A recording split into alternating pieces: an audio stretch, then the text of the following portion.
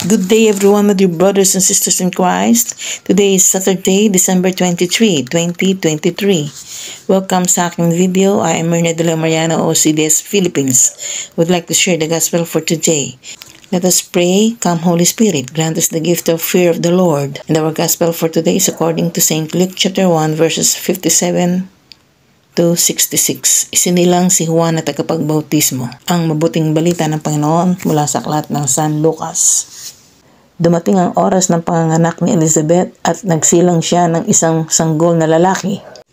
Nang mabalitaan ng kanyang mga kapitbahay at mga kamag-anak na siya'y labis na pinagpala ng Panginoon, nakigalak sila sa kanya.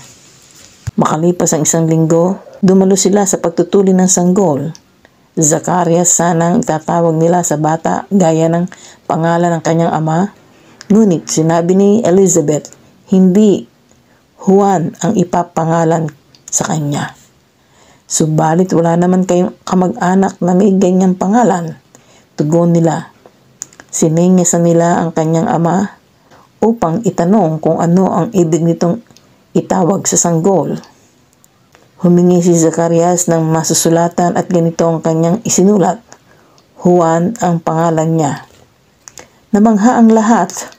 Noon din ay nakapagsalita si Zacarias. At siya'y nagpuri sa Diyos. Natakot ang lahat ng taga-roon at naging usap-usapan sa buong bulubundok ng Judea ang mga bagay na iyon. Pinag-isipan ito ng mga nakabalita, ano pat naging tanong nilang lahat. Magiging ano kaya ang batang ito sapagkat nasa kanya ang kapangyarihan ng Panginoon.